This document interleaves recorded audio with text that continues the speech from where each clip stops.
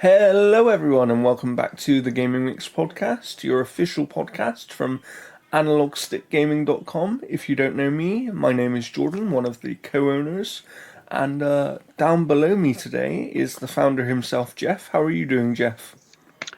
I've been up for the 3 hours. Nice. We'll talk about why later on. But we have a good guest, a very good friend of ours at this point, the editor-in-chief of the Outerhaven, Keith Mitchell. How are you, Keith? Don't listen to them. They picked me off the street and gave me $50. Yeah. We say we need your hot takes on Bubble Bobble. Get in here.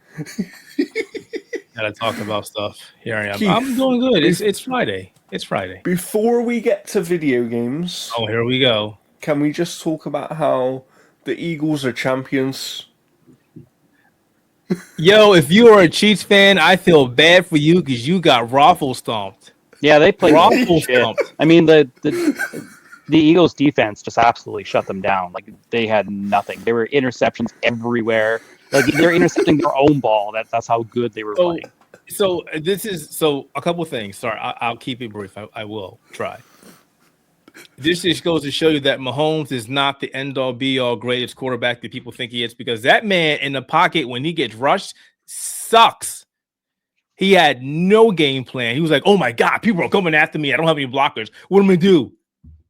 So that the interceptions, which sucks, and I gotta say that the Eagles gave them some points because towards the end they were like, "You know what, we're done. Let's take out our star, our big guys, our star. We don't need this," and brought in the reserves and people didn't get a chance to play. And then the Chiefs started scoring touchdowns. I was like, "Come on, put them back in. Just demolish them even more." It would have been. He walked off the field. Yeah. He didn't want to have anything about that. Very unsportsmanlike conduct. Yes. Terrible. But at least I will say that Mahomes at least went over to Hurts and talked to him. So that was good to see. He went out with class.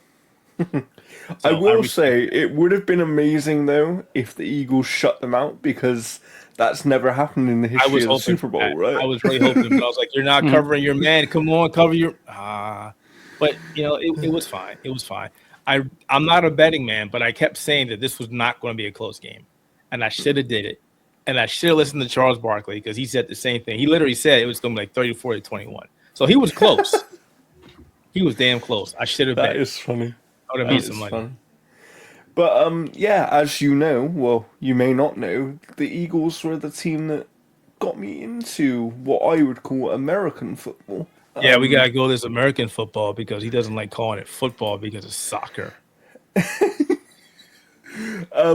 But yes, you know, so that was way back on, I believe it was Madden 06. I basically played that video game, and the Eagles player, who I forget the name of, was on the cover.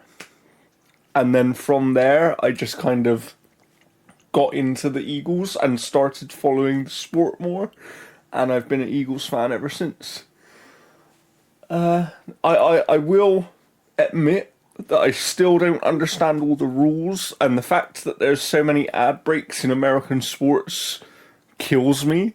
I hate that. Hate that. It's like it's 2 minutes left, and it's like 15 Donovan minutes Knapp. later. That was him. Yes, Jeff, that's correct. Yeah. I knew that off the top of my head. I didn't do it. Yeah, all these breaks are ridiculous. It's very frustrating. But of course, this is not an American football podcast. This God, is the Gaming Mix podcast, where we talk about all things gaming, and we have some interesting things to talk about today. As Far you more can see interesting on than the our... halftime show. Yeah, definitely. Oh, you didn't like the halftime show? Oh, No, it's probably the worst one I've ever seen. really? I kind of like the fact that people were saying that it was better than Michael's. I was like, wait, come on. No, it was not better than Michael Jackson.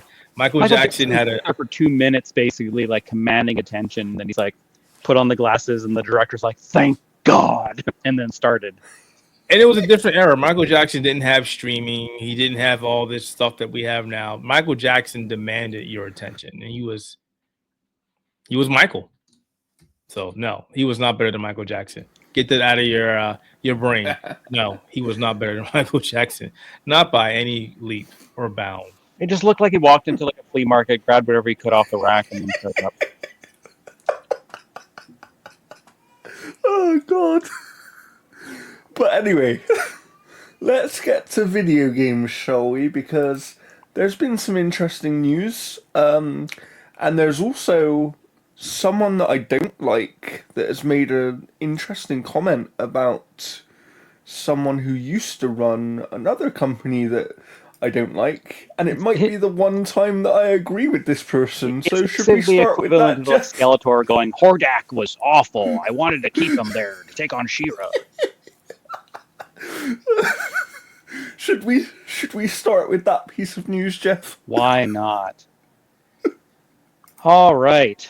Satan himself, Bobby Kotick, has called former Electronic Arts boss John Riccitiello the worst CEO in video games. Whoa, wait, Kotick, wait. I understand that you have disdain for this man, but he's not saying that should be reserved for another person. oh, Yeah, of no, course, that's fair. of course. Satan's apprentice himself. There we go. Kotick, who left Activision Blizzard in 2023, shortly after Microsoft completed a $69 billion acquisition of the company, recently took part in an interview with venture capital firm Kleiner Perkins. Alongside Kleiner Perkins' advisor, Bing Gordon, who had previously served for 10 years as CEO at EA. I'm going to stop there. Do you think Bing Gordon uses Bing or Google? Huh. Uses Yahoo. Yeah, Wants to be there we go. different than Ask both of Jeeves. That's what he does. When asked about their friendship, Kotick said that he always worried that Gordon would take over from Riccitiello, who was CEO at EA from 2007 to 2013, because he felt Riccitiello was doing a bad job and he liked seeing a rival company struggling. We've known each other since 1983, Kotick said of Gordon. He's the best guy. Our fear, and I'm not saying this because he's sitting here, our fear was always that Bing was going to run EA. We would have paid for Riccitiello to stay as CEO forever. We thought that he was the worst CEO in video games. Gordon then asked, he hastened my departure. Riccitiello was president and CEO of EA from 1997 and 2004, but left the company to work for a private equity firm. He returned in 2007 to serve as CEO before resigning 6 years later due to the company's financial performance. Now, Riccitiello is also known for the Unity debacle of almost destroying Unity, pretty much. But this is basically, shit calling shit, right? Yeah, It's like, I mean, it's kind of funny that Bobby Kotick's like, yeah, I would have probably paid his salary for him just to stay there because he was causing EA nothing but, troubles. So it's kind of funny seeing like, these impossibly rich people basically bitching each other out. I don't listen to anything that Bobby says. I don't think anybody should listen to what Bobby says. Bobby should not be regarded as anything. He's just fading obscurity. Just stop listening to Bobby. He's a moron. Yeah. And I'm glad that people are finally realizing that, like, it's a good thing that he's gone. I don't know. It took some people a while to wrap their head around that. And it's like, no, it's a very good thing that he is no longer around, really. Only people that liked him were the people that were terrible people like him. Mm-hmm. Which is not good, especially in this space. So whatever, Bobby. Who cares what you said? I did see another comment from him that I thought was interesting, though. So he recently said, and I can't remember exactly where it was, it may have been in the same interview, but he recently said that the deal for Microsoft to buy Activision was negotiated within 3 days, and that the only disagreement they really had was over kind of Game Pass, because he is still of the belief that long-term Game Pass won't work. But what he did say was kind of what I've been saying to people for years, is that Microsoft are one of the few companies that has the resources to make the big bet and kind of almost force it to work, because they can just sustain it long enough until it does work by default, which I thought was really interesting. It's like, it's kind of like, if you have enough money you can just keep something alive till people have no other choice, was I think essentially Bobby's what. comment is more rooted in the fact of I can't make as much money myself from this deal, so it's not good. Yeah, true, probably. You know, But let's talk about another company that I'm not particularly a fan of. However, they've had a very successful game apparently that we will talk more about later because two of us have played it at least. Which company and game would I be talking about, Jeff? so industry layoff champion Embracer has said And that the sales. Eraser Group. The Eraser Group. Yeah, the Yeah. sales of Kingdom Come Deliverance 2 are approaching 2 million sales as Embracer Group hails the game's success as a reminder that it should develop great games. Kingdom Come Deliverance 2 was released at the start of February to strong reviews and positive player sentiment. The game is rapidly approaching 2 million copies sold, according to Embracer, having sold 1 million copies in its first 24 hours. The game peaked at 250,000 concurrent users on stream. The success of Kingdom Come Deliverance 2 is a reminder of our core to bring great products to the market, said Embracer co-founder and CEO Lars Wingfors on Thursday.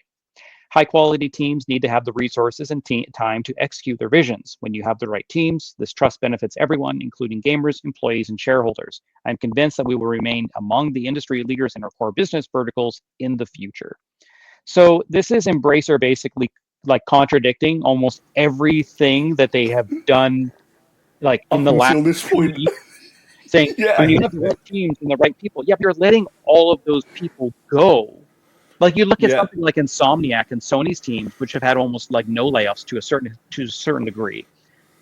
They've got a well-oiled machine there going, and that's what you get out of that stuff. Same with like Capcom, why they've been able to pretty much just like not only excel at what they're doing with their Yeah. games, but they're giving Or bonuses. or one of Keith's favorites from Software. You ever think about that? You don't really hear about those two companies in particular laying off people. Well, in Japan, I don't think they can. I think there's a lot like there's more They legislature. handle things differently in Japan. Yes. Yeah, but I mean, like even like the Stellar Blade teams, like they all got PS5 Pros. Yeah, they all got some little yeah. You know, I think we're going to start seeing a lot of those teams shine. I mean, especially with like Tides of Annihilation or whatever. Like No, that looks good. that's another like Stellar Blade looking title that I'm 100% down for day one. But yeah, I mean, when you take a look at Embracer, like, yeah, like this game is doing absolutely great. When I look at like streamers playing it, like I've watched all of the stuff for drops. Like I'm still using the armor I got from the drops. It's very good armor. It's very good armor. And yeah, like it's so funny hearing publishers go like, yeah, we just got to continue making good games. No fucking shit. Yeah. What I want to say the most here, because we'll talk more about the game later when we get to what we've been playing, but I did actually play the first game, which I don't think you did, Jeff, did you? I played like an hour. I got to some area and I'm like, I don't know if I like this. Yeah. So, having played the first game, what I will say is the second game is basically them much more closely nailing what they clearly wanted to do in the first game. And I'm glad to see it having success because lots of AA games like this have failed in recent years just because players have not been willing to take a risk on them. And obviously, it helps that this one reviewed really, really well. Of course, it does. Yeah, it's like But 89 on Metacritic or something like that right now. but it's nice to see players actually, for once, taking the reviews for what they are and using that as a sign of, oh, maybe I should pick up this game. It sounds pretty cool, and watching streams and all this sort of stuff. I want to add, I think also what may have helped is the success of other games that people took a risk on, and they're like, "Hey, I took a risk on this. This seems almost similar. Let me give it a try." That I'm talking about Baldur's Gate 3. That just Yeah. took off Yeah. like crazy, and then I think more people are starting to realize that hey, let's give this game a chance. It might be worth for a while, which is Yeah. great because I think a lot of gamers were falling to that funk where they're like, this game is same as this game, same as that game, same as that game. I don't want to They kind of wanted what they wanted and weren't willing to try anything else, right? exactly.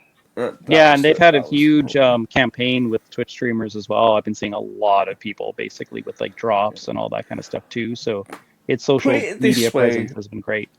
Put it this way, if I wasn't reviewing other things, like I just reviewed Avowed, which is over on the Outerhaven.net, you can check it out, and we also have a video on the Outerhaven's YouTube, which, I'll link below in the description. If I wasn't reviewing that and now I'm reviewing something else as well, I would be playing Kingdom Come Deliverance 2 all the time. And there's a reason for that, which we'll get into later. But I'm just so glad to see this game having success, because if it's approaching 2 million and the game has been out for 2 weeks at this point, I think it's exactly like almost 2 weeks now, and that's really good for a double A game of this size. Like, Yeah, it's very, very good. It's gonna keep continuing to sell because like I'm seeing a lot of people going like, yeah, I'm gonna pick this up and blah blah. Like, it's doing well. And I mean, like, again, I had no interest in the first one after playing it, and like I'm playing this one, and we'll get to it when we talk about it. But it's fucking good. And I mean, Jordan knows my text when I sent him when I first started it, and I'm like, this combat fucking sucks. But we'll get to that more. We'll get to that. Yeah, we'll get to that. Yeah. But anyway, we have a bit more news here because there is some more positive news in the industry apparently, and that is to do with one of our favorite studios who had a massive failure last year, but maybe is on the right track again now. Jeff, who would that be? Yeah. So basically, WB was pretty much like, yeah, you know what? You should probably just go back to making Batman games. Rocksteady Studios is working on a Batman game, it's claimed. According to Bloomberg, as part of a report explaining what each of the Warner Brothers studios is currently working on, it's claimed that the studio, which made its name with the Batman Arkham franchise, is going back to work on Batman. Rocksteady is looking to return to Batman for a single-player game, but according to people familiar with the timeline, the new project is years away from landing, the publication states. Rocksteady's last game, Suicide Squad Kill the Justice League, was a commercial and critical failure. Rocksteady suffered layoffs earlier this year, and basically was reported last September that numerous Rocksteady employees had been made redundant over the previous month, including its QA department being more than halved from 33 to 15. So, I mean, this is no surprise, and we'll be covering another WB game here in the next news piece. But honestly, for me, this has to be Batman Beyond, right? It can't just be another Bruce Wayne Batman. So. I have a question though. Did they mention that? I guess because it's so far away, did they mention what platform it would be on as well? Because we got Batman in VR now, and it did pretty good. It definitely won't be VR. I hope not. No, there's no goddamn way Rocksteady is going to make a Batman VR game. It might have VR support. I could see them doing that, but I absolutely doubt it. You would have to create the game around so much stuff, and Rocksteady right now had layoffs. Like that's my concern. Like, to me, this has to be like a Batman VR game, right? I agree with that. My biggest concern is that they've basically let go of nearly the entire team that made those amazing Batman games. We've seen a lot of the developers from Rocksteady leaving to join the new studio of the founders of Rocksteady. And they're making an Xbox game or something. Yeah, they're partnering with Xbox for their first game. So it's like, I just have a concern that team should make a Daredevil game. That would be cool. That would be cool. But what about that Wonder Woman game? Is that just stuck in limbo still? That's our next. So yeah, why don't we bring that up actually? Because Wonder Woman is a game I was very excited for because it was being made. Well, it is being made by the Shadow of War and Here's the thing. Shadow of Mordor I was studio. super excited for that game. I have literally no interest in it going forward, and let's get into the reason why. Yes. Warner Brothers' Wonder Woman game is years away from release, according to a new report. The game was announced in 2021 at the Game Awards, but since then, nothing has been shown from the project. Now, according to Bloomberg, the project was rebooted last year and has switched directors. One of the company's biggest bets in development, a video game based on Wonder Woman, has struggled to coalesce, according to people familiar with the project. Early last year, it was rebooted and switched directors. The game has already cost more than $100 million to develop, so the people who are asked not to be identified disclosing non-public information, and is still years away from release, if it ever makes it to market.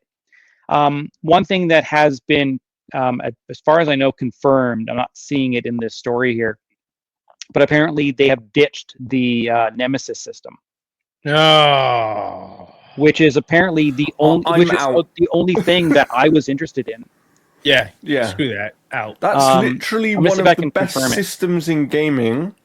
That should be in every single one of their And they games patent it, because like, right? Has been held Yeah. hostage. That's pretty much it. It's hostage. They patented the whole system, right? Why would you patent it and then not use it in your games? They're pulling a Nintendo. Here we are. It's like me saying to Keith, "Oh, why don't you take a name of a website and then never use it?" That is a good idea. That's an outdated story. I heard from someone on something that apparently the Nemesis system was ditched because it was becoming too expensive for them to create a game around it. I can't find a confirmation, so take it with a grain of salt. Yeah. But if they've rebooted it with a completely different director, like, this is going to be a huge loss for them. $100 million already. Yeah. I mean, a reboot is fine because games have been rebooted in the past and actually still come out quite well. Even Avowed. Avowed was technically rebooted, which I can get into later if we want to. But yeah, like, a reboot is fine. My concern is, why take out your one very unique selling point you have especially over basically one everyone that else? you are the only one allowed to use without licensing it, right? Yeah. And like the Nemesis system, to me, like, that is one of like the best things. Like, honestly, can you imagine like a 4-player Teenage Mutant Ninja Turtles in the flavor of Batman Arkham City that had the Nemesis system? That would be cool. That would be cool. Like, that Put would that be idea in my head.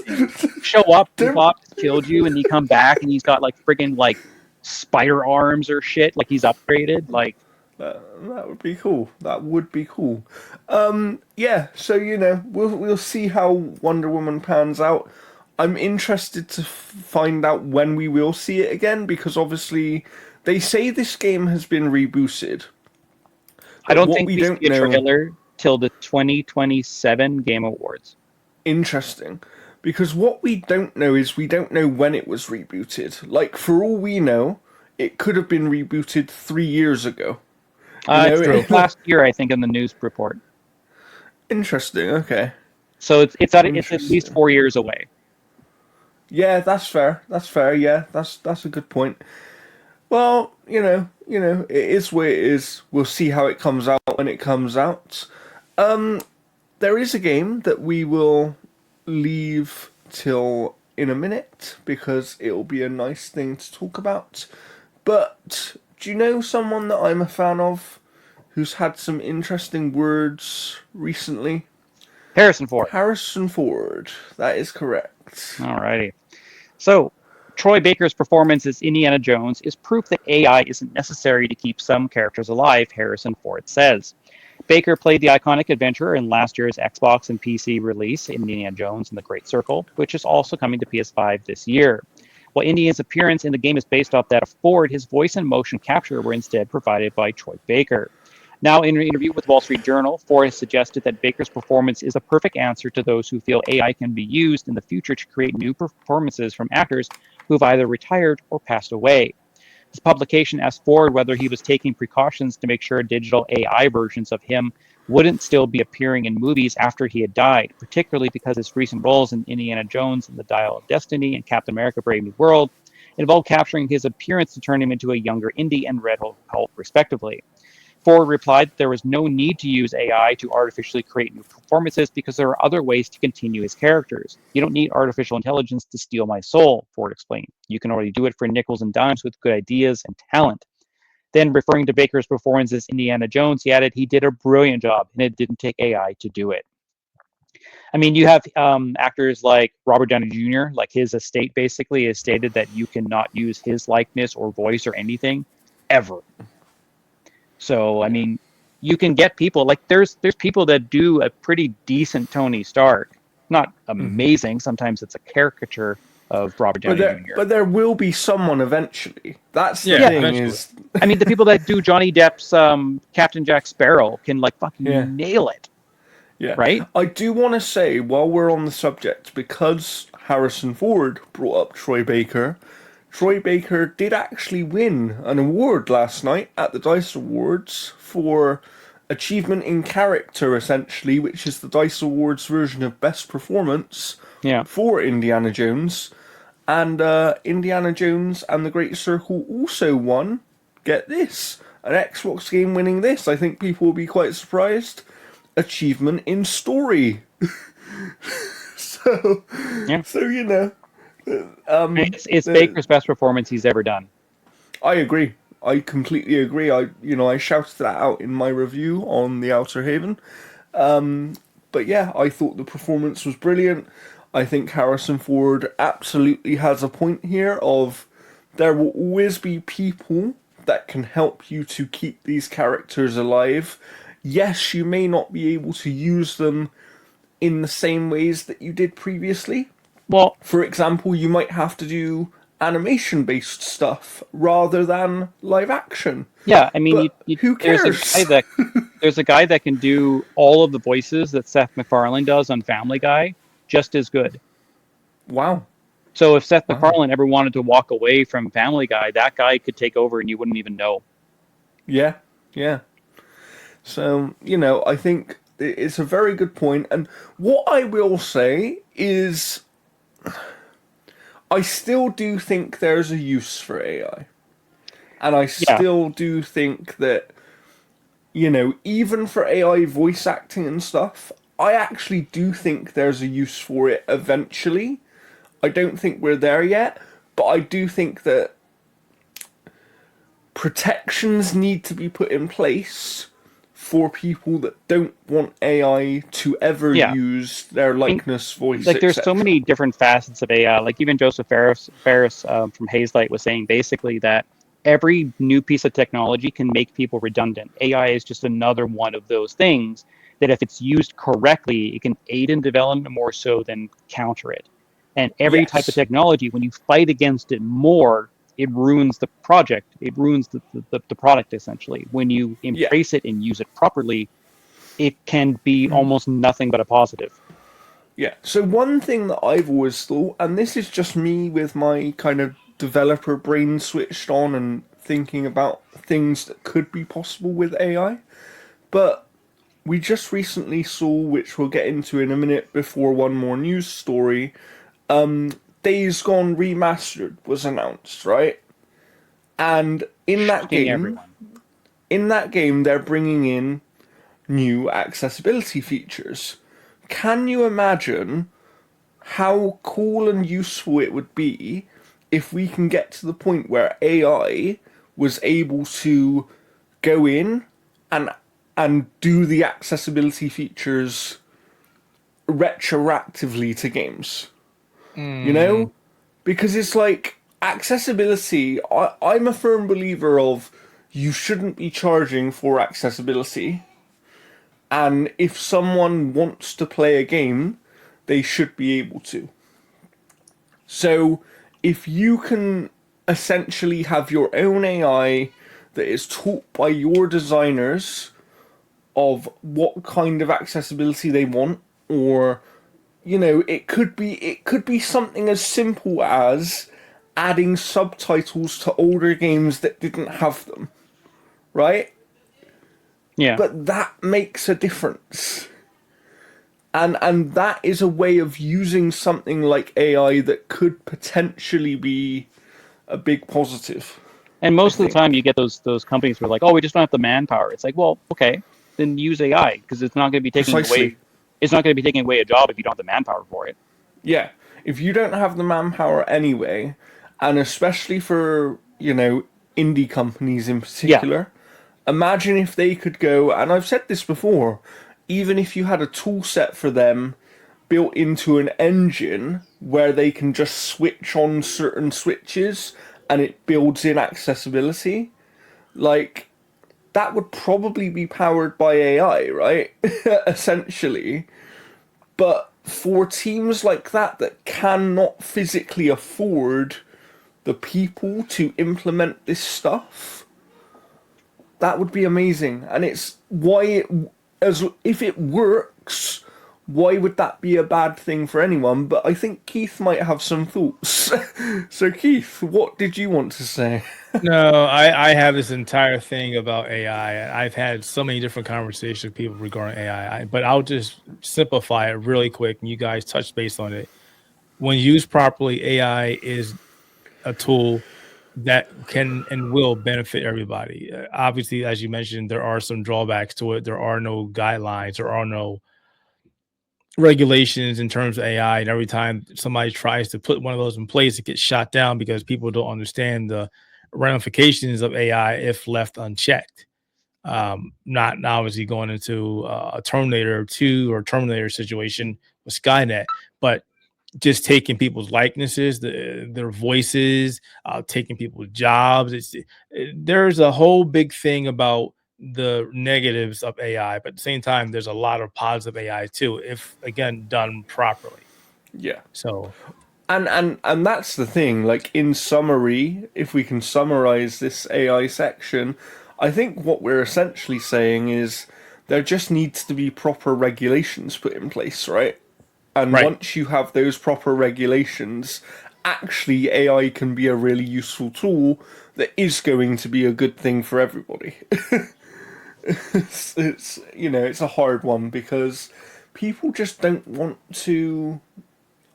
I get the sense that there are some people out there, in particular people with a lot of money and money to be made on this stuff, that don't really understand the ramifications of, as you said, Keith, what unchecked AI could end up doing to the world. I mean, we've already seen it. We've seen people use AI to take people's likenesses, their voices. They're making these AI say things, and people are coming back, and going, yeah. Bruce "I Willis never was in a said that." Russian commercial. Like So now it's like, well, I never said that, and that could be a whole thing. That could start an incident. That could start a fight. That could start a war. So there's a lot of things here. But again, as I Yeah, mentioned, there's positive. I've been training AI for my voice for a long time because, I'm not perfect. Sometimes when I talk and read a script, I stumble, but AI can read my script for me just perfectly. It doesn't make a difference if I have an AI who sounds like me do it because it's once my you work. once you get that, Keith, can I use it? You have to do it. You have to train your own AI, unless you mean you want to use my voice, and then you have to pay me to use my voice. See, and it goes into that. If you want to use my voice, I'm okay with it, people, but then you have to pay me for using my likeness. Definitely. It's a whole And do you thing. know what? That actually touches on one thing I was briefly going to mention. And this is more of a movie thing, but it's another space where AI could be helpful. Look at somebody like Val Kilmer, right?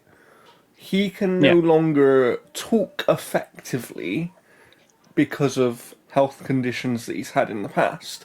And he is still able to do performances in movies even where he speaks because of one, people that sound like him who are able to help, yeah. but also I would imagine there has been some use of AI there as well. But it allows him to continue having a career, you know? And it's I will like, tell you. I will tell you a recent instance of where AI was used really good. Um, for anybody who's watched the final season, Karate, go back. Wow, Cobra Kai season 6, part 3. Now, before they had used AI to bring back Mr. Miyagi, and it wasn't really done well. They done it again in this one, and it is great. AI was used to bring that iconic character back to life, and they did a great job. And They definitely did it better. yeah, they did it better than last time. And those are the things that AI can help you do. Yeah. Like, can you imagine? And God for it's going to happen, but God forsake, Peter Cullen passed it away. Prime is dead. I mean, there's other people who do a good Prime, but he, to me, is always Prime. Can you imagine if the state says, "Hey, okay, you can continue to use his voice," and he lives Because on forever? everything's there, right? And, So he can live. Yeah. James Earl Jones allows for Darth Vader only. So see, again, there's a lot of positives and negatives. Yeah, It's just checks and definitely. balances that you put in place. Definitely. Now put my head into a synthetic body so I can live forever. Done. Just get it on Temu. Let's now talk about kind of two things. We do have one more news bit, but I'm going to wrap it into our main topic here. And that is PlayStation recently had a state of play, where in that state of play, we got one of the trailers we got was for Metal Gear Solid Delta, where they have an exclusive mode and content, sort of. What do I mean, Jeff? Yeah, so Metal Gear Solid Delta Snake Eater won't feature the original Ape Escape minigame on Xbox. It's been confirmed, likely due to licensing issues with PlayStation. However, they teased that the Xbox version will still get the mode, but it will be replaced by another character, and that's Bomberman, which is owned by Metal Gear Solid publisher Konami rather than PlayStation. Bomberman. The special game Snake vs. Monkey, or Snake vs. Bomberman, to capture the people monkeys, is back for PlayStation 5 and Steam, reads a description for the trailer. Different special guest will be implemented for Xbox. Please wait for further details, but they show a picture, and it is clearly Bomberman. I mean, he's holding a bomb. It's about to go off. So yeah, I mean, can we just talk about, though, for a second, PlayStation's pettiness that they will not even license Ape Escape to be used in a third-party multi-platform game on competing console hardware, but on PC they're fine with it. That's just not do that. It's the whole thing, Jordan. You know hell, it. like, you can get the Spider-Man PlayStation skin on Xbox for Marvel Rivals. Yeah, this is what I mean. It's a weird thing. Like, I don't get it. This is PlayStation. The Aloy skin on Fortnite on Xbox. Yeah, you can get all the skins on Fortnite. Fortnite doesn't count. Fortnite is an outlier. Fortnite makes everybody who touches Fortnite money. So that's a different situation to me. I get it, but it shouldn't be. That's the thing. It shouldn't be a different situation. See, the problem is you're using your logical brain, but companies, businesses, they only care about the money. So, but then isn't there money for them if they go, yeah, you can use it on Xbox, but you have to pay. now you have our property on a competing platform. And the thing too is, Jordan, it's like the thing as well too is, like, they could use Ape Escape as a marketing thing for an Xbox to go to PlayStation. But here's the thing: there is no more Ape Escape, so they're not selling anything. It's in there because it was in the original, and I think PlayStation was just kind of like, yeah, no, we don't want to share that. Yeah, I just think it's weird personally, but it is what it is. I'm glad that Xbox is still getting some alternative to the mode rather than it being completely exclusive. And Bomberman is less annoying than the monkeys, so it's a win for Xbox. True. Yeah, Bomberman isn't the one that I thought they would have gone with, though. There's other options. Simon Belmont. We could have had little Simon Belmonts running around. Oh dear God, no. Little Medusa heads. Medusa heads. Original Castlevania. Get him. Get him. But let's talk about this PlayStation State of Play, because I'm in two minds with whether I think it was good or not, and I'll get into why after we've been through it. But should we go through what they actually showed? I'm on the blog here. So we got a confirmation for the release date for Borderlands 2. It's going to be coming out on September 23rd. We got a new look at basically a bunch of characters, a bunch of modes. modes, abilities and whatnot. As a lot of the enemy types as well too. It seems like they're addressing like the variety issues that the series has had before. But it looks good. It looks absolutely good. As much as I don't like what's his name that runs it. Wait, did you say Borderlands 2? Borderlands 4. Like, wait a second. My brain's like, he said 2. Did I? You did. Maybe you did. I don't know. Who knows? But Borderlands 4. Borderlands 4. Randy Pitchford. Randy Pitchford. Yeah, I don't like Randy Pitchford. But there's another Randy. He seemed cool. Yeah, the other Randy seemed nice. Yeah, they should have a fight to the death and only have one Randy. Or they should have had Randy Orton come out and just RKO. Done. The best Randy. I just don't have any love for Borderlands anymore. I fell off after 2. It was like it's more of the same. 2 was great. 3, the writing was absolutely horrible. So we'll see. But Tiny Tina's Wonderland, the writing was actually fairly okay. I mean, after that terrible movie, I feel like the IP needs this game to be a hit. The movie right? Really disconnected the amount of people, like, right? No, I agree, but it's just like the thing about IPs is everything you do with the IP has the ability to heighten the IP or damage it, right? Really? You think so? Yeah. I think to a certain extent, because like you take a look at like Fallout. Fallout did extremely well, and it brought so many more players to the games. So if the show was really bad, it probably wouldn't have brought anybody. Right. And you know, it's combining that thing of like with Borderlands, for example, if this next game is only okay after a terrible movie and after Borderlands 3, which not everybody liked, and then Tiny Tina, which kind of got some praise but was mixed from what I remember. I just think that IP could be in a little bit of trouble and may go on a hiatus if 4 is not a success. I think even if 4 is a success, I don't think Gearbox works on 5. I think they do a completely new IP after that. Yeah, I don't think we need a 5. We don't need a 5. Just be done with it. Yeah. But continuing on the state of play, we had Darwin's Paradox, where you have a little octopus guy going, taking the role of Darwin, an octopus snatched from the sea and thrust into a mysterious food factory.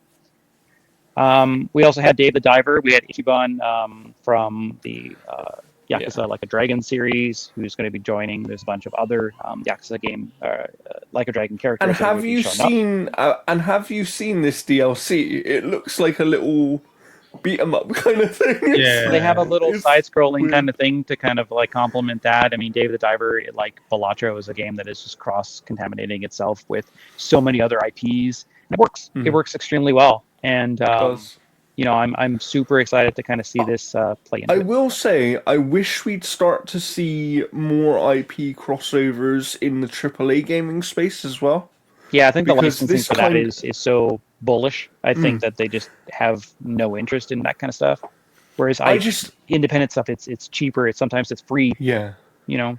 Yeah, I just think there could be some really cool things that are done, you know, like we've seen cool things with Dave the Diver. We have seen the occasional crossover in the AAA space that has done some interesting stuff. We've got Nier Automata in Stellar Blade, the Nikkei project as well too, in Stellar Blade as well. But I think it's mostly, I think a lot of that kind of comes from the fact that he's friends now with the guy who runs Nier. True. Yokotaro, whatever it is. But I think that would make sense. I think that type of advertising is so much cheaper on the indie space because you're not dealing with like so much more money. Yeah, that's true. But we got Days Gone remastered, so the game that wants to always remain relevant. And do you know what the worst thing about this is? Because I actually like Days Gone, right? But this remaster isn't even a remaster. No. It's just a port, because on PC, it's a DLC pack with new modes. Right. It's not, you're not getting a remastered version of the game. in the same way that they actually did remaster Horizon Zero Dawn, for example. It's lazy. It's lazy. They basically went, hey, the PC version was basically our remaster. So let's take the It's PC the version. Timu remaster, is what it is. And move it back to the PlayStation. Like, oh, okay, Yeah, sure. I just want, like, honestly, like, I would pay for that remaster if it had the like in the sound options where you could take like grunting and just put the slider all the way down to 0. Because Yes. like when you're playing that game, he's always like, yeah, oh, like all the time, and I'm like, just shut up. But I don't know. We'll see how it goes. I doubt very much this moves the needle on sales whatsoever. I mean, it might No, Jordan. the No, Jordan. It's not. Let me No. do my thing. Let me do my thing. I have a valid point to make. It might, in the sense that with there now being the accessibility features, people who could not previously play it may now be able to pick up the game and play it, right? So there is potentially a group of people that will now buy this game if they haven't previously.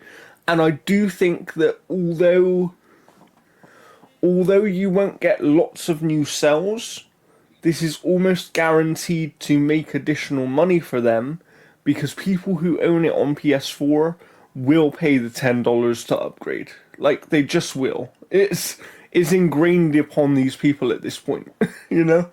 I think the people are upset that they didn't get their Bloodborne remaster. So they're like, no. I mean, that's every single time I've seen people commenting about the state of play, they're commenting on the stuff that's not there as opposed to the stuff that was there.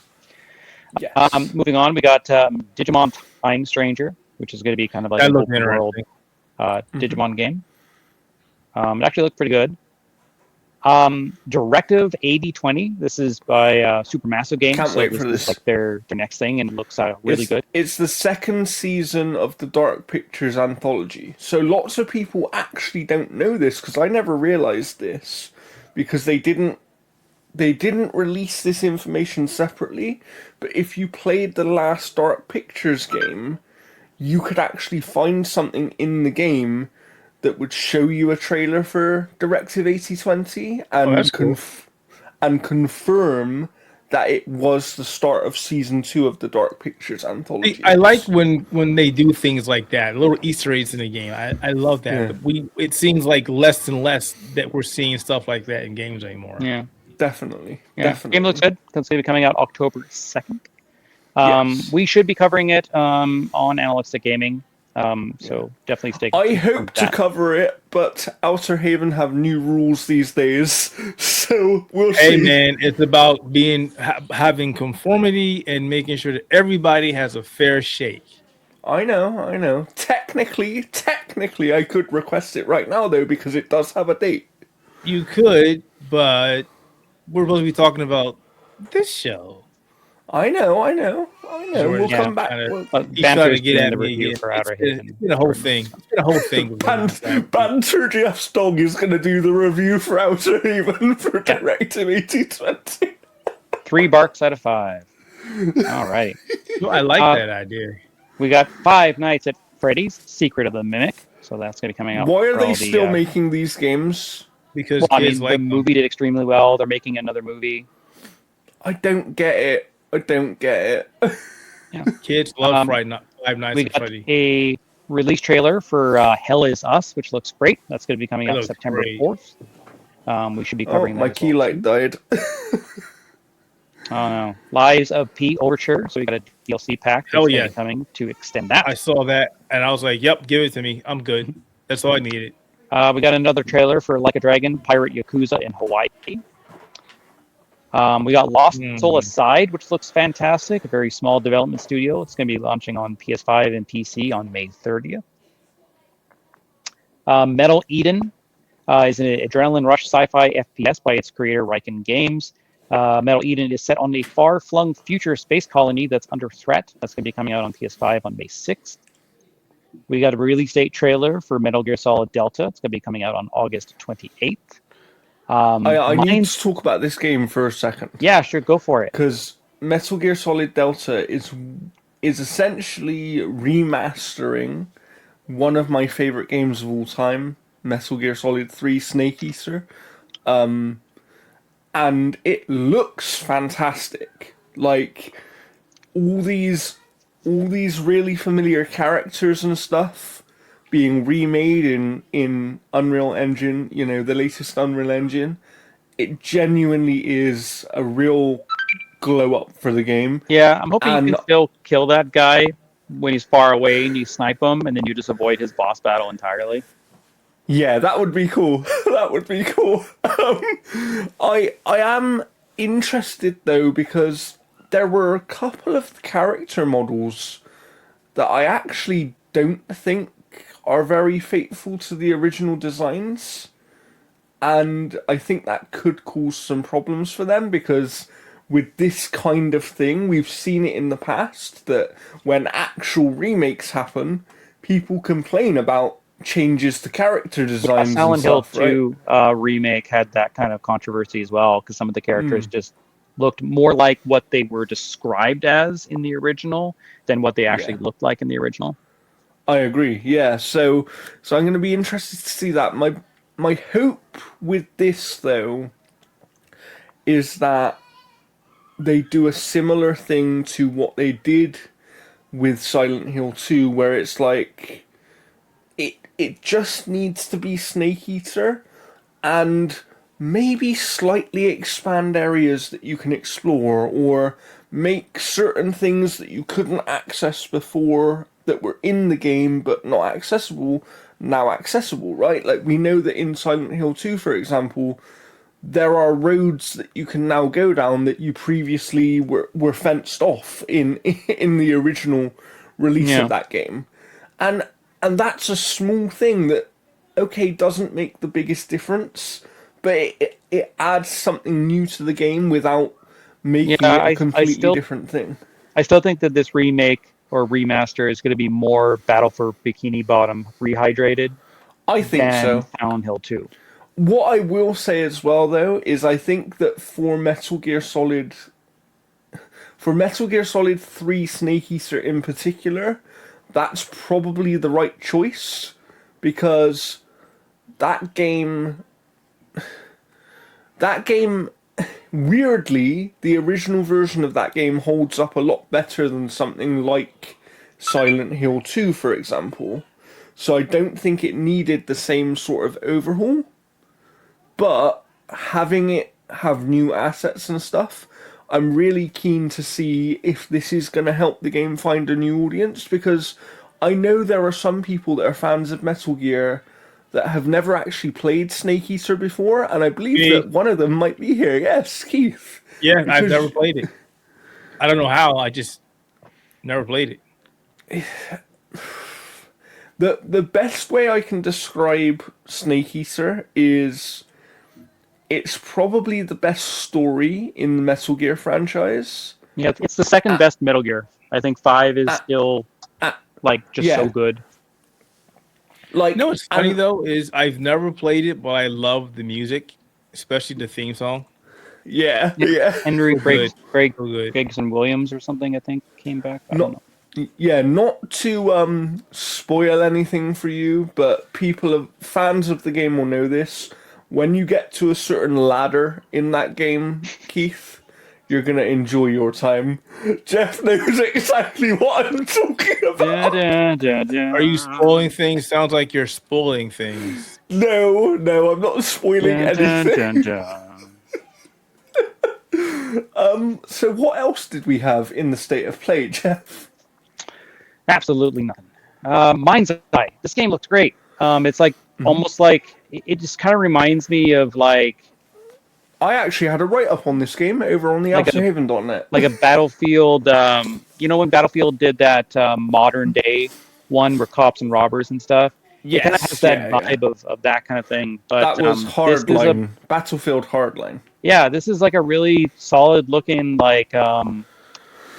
it says, joining Jacob Diaz on his journey to find answers to his past in an action adventure Mind's Eye. This pair of trailers tease some of the story beats and the intense encounters you'll have in the fictional near future Americana city of Red Rock. This game is on target to launch this summer on PS5 and other consoles. It looks solid, I really want solid. to I really want to talk about this one because people don't realize something about this game, which I think might help certain people get very excited.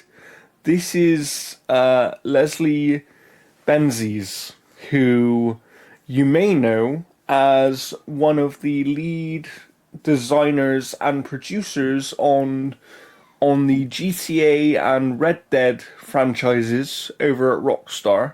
He is often regarded as someone that was the most powerful man within Rockstar outside of the Hauser brothers. And he actually left around the same time as one of the Hauser brothers to go and start his own studio. And he took a lot of Rockstar staff with him. So this game is effectively being made by former GTA developers. Well, as long as the Right. characters don't run where they can like tilt, I'll be fine. Interestingly as well, the publisher on this game is actually IO Yeah. Interactive, who obviously are famous for the Hitman franchise. And they're working on James Bond right now. So that's interesting. And another little tidbit that people have noticed but hasn't been confirmed yet, so take this with a grain of salt. The main character in the game looks like he is played by the same actor who plays Lincoln Clay in Mafia 3.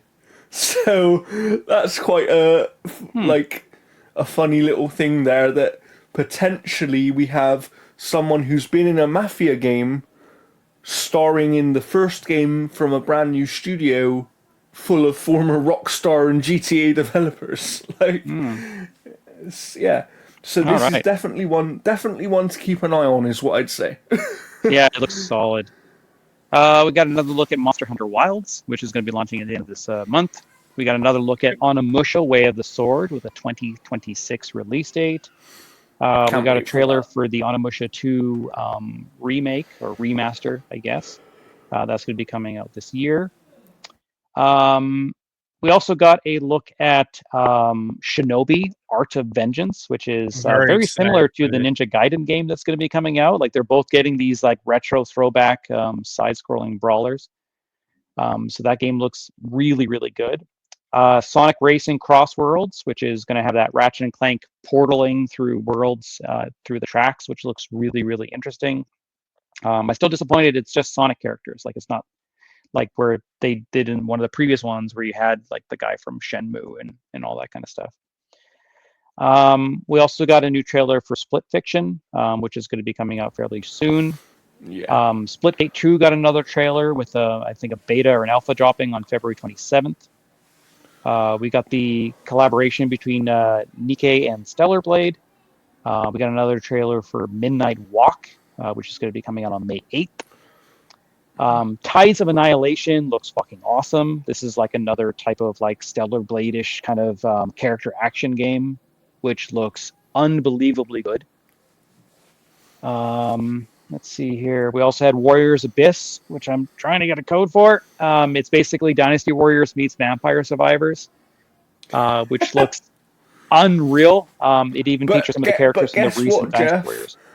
That game might have killed our friend Scott from the Outerhaven's Rogue Ally, or ROG Ally, as I should say. Really? Yeah, he was playing it and it just it died, and he can't get the power back on, which is pretty crappy. Holy crap. All right, well, there we go. We got to look at the Island in WWE 2K25, which is going to be kind of... I have so many concerns. I mean, I knew this was coming. It looks like that. I have so what many you were concerns. describing with NBA 2K, where you could just walk around with other players and stuff. That basically is what it is. My concern is in NBA 2K, that is also full of a lot of microtransactions. It's 2K. 2K keeps their name because they're expecting every single player to spend 2K. 2K, yeah. Pretty much. All right. The last thing that I saved till the end is kind of interesting for me as well, because like I'm a huge fan of Raul Coley, and he is the star Me of too. Staros, which is the next game from Housemarque Games. So that's basically Returnal 2 in a way. Yeah, it's Returnal Yeah, it 2 seems without like being called Returnal 2. And they've effectively said that, which to me is a little bit of a weird decision, because why not keep the IP? Why I not? think because the mainly is because story. they are probably going to be doing some drastic changes that would differ it from Returnal. So if Okay, Yeah. you that makes call it sense. Returnal 2 and you don't follow the same formula, people are going to be like, well, why call this Returnal That's 2? true. So you That's go the true. safe route, call it something else, and then you can bleed as close as you can to it, and it still becomes its own With thing. still be different. Yeah, that's true. Good point. Good point. You know, because Raul Coley is a huge fan of video games. So Yes. seeing him in a And he is first-party PlayStation title as the lead is and he's a awesome. very talented actor as well. Like, for people who aren't familiar with him, he's a very talented actor. I mean, He most people probably know him from iZombie, but I mean, Midnight Mass, he was Yeah, excellent in Midnight that. Mass, he was great. He was great in Midnight Mass, and he's actually in a lot of the other Mike Flanagan shows as He's well. in all but Mike the first Flanagan was one. the creator. Yeah. Yeah, because he was So in the other one. He's also really good as in Gears of War as well too. That character was yes. meant to be an asshole, and he plays it really well. You know, Yeah. Yeah. so So yeah, so congratulations to him. I am a big fan. He is a fellow British person as well, so I will always support them. But yes, it was a decent show. I understand people's frustrations with the state of play, because this is where my frustrations come from, and I know that people's answer to this is they'll have something else in summer and you'll see it then, right? But I do think that when you're struggling in a first party sense, at least in perception recently, you should have had one of your big first party games for this year show up in this show. And they could have had Ghost of Yote, they could have had Death Stranding 2, although Death Stranding's second party, it is still viewed as within that first party realm because PlayStation previously owned the IP and things like that. I think one of those two games should have shown up here, and I think it was a mistake to not have them here. and I With think both honestly of them coming they this could year. have had a short trailer for Wolverine too. You think Yeah. so? You wanted that, huh? Just something, like even just like another like tone piece with maybe just like flashes of gameplay or something, because that title has been such under a microscope because of that Yeah. leak.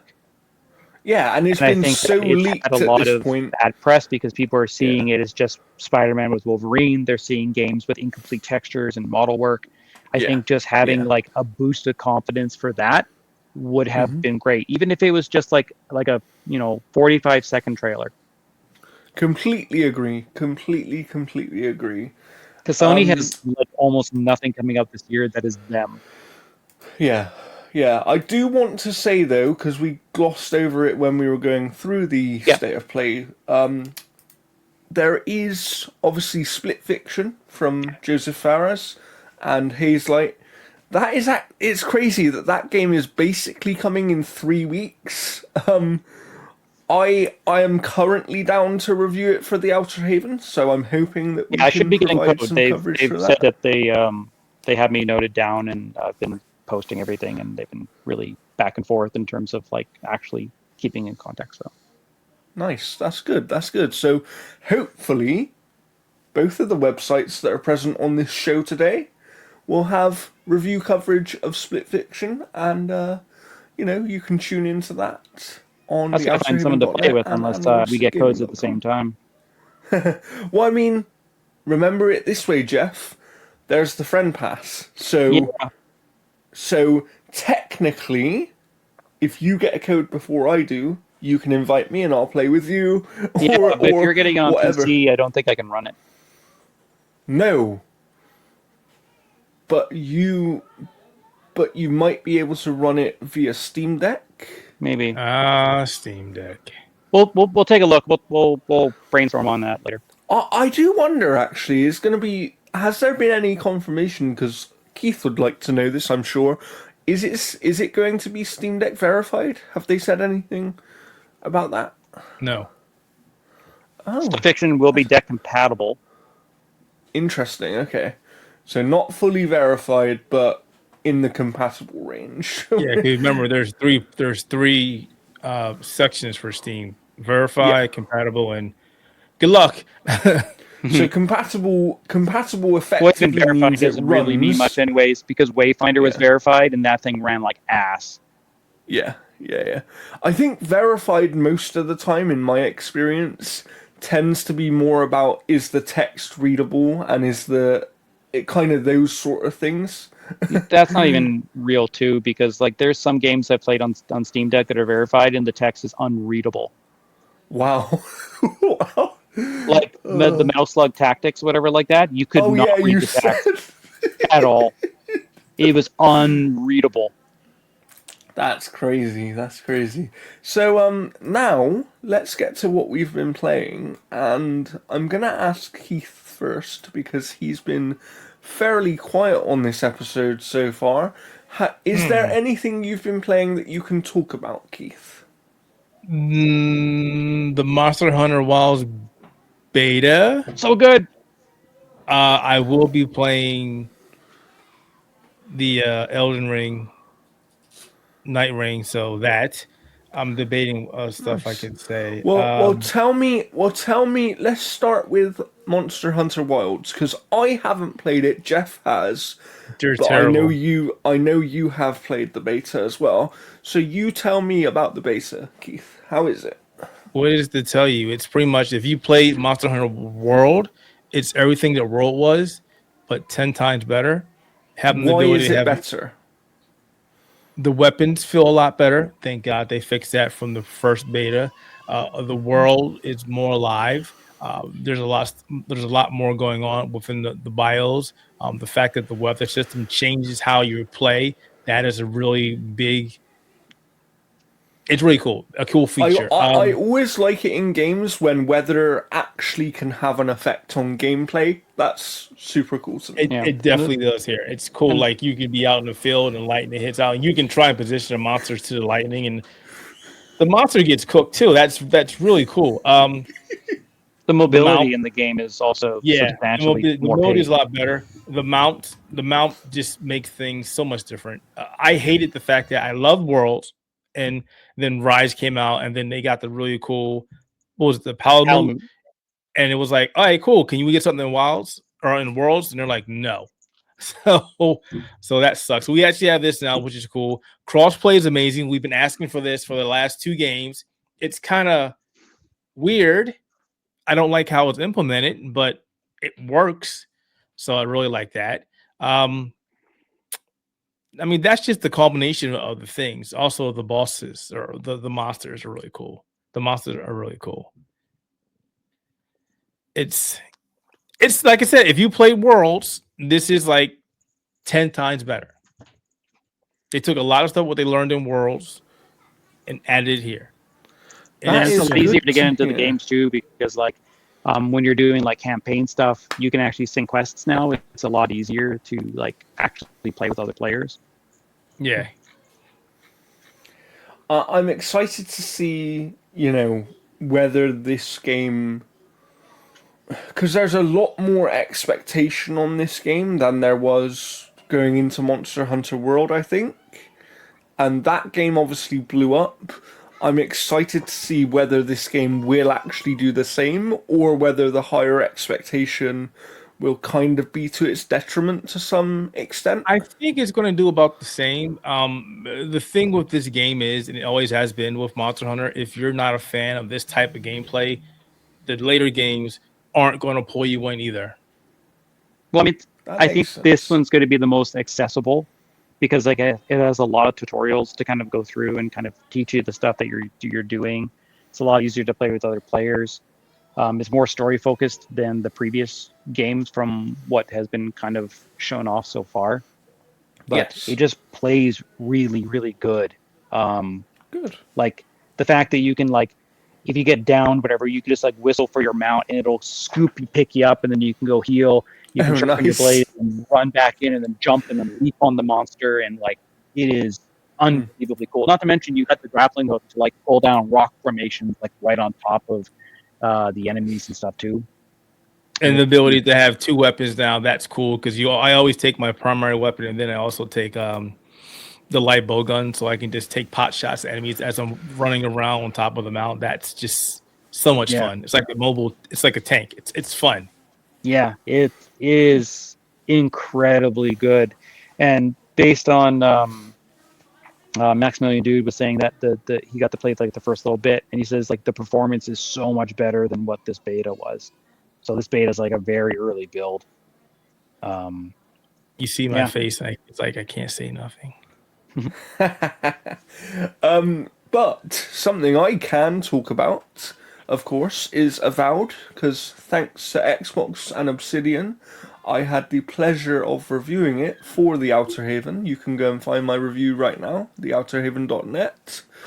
And we also have the video review over on the YouTube channel, The Outerhaven. Thank you to my friend for providing the VO. And we've had some nice comments on that video as well. So if you go and watch it and enjoy it, please, like, subscribe, leave a comment, all that good stuff. Say something to that guy that thinks he's clever in the comments. You'll see who I'm talking about when you go over there.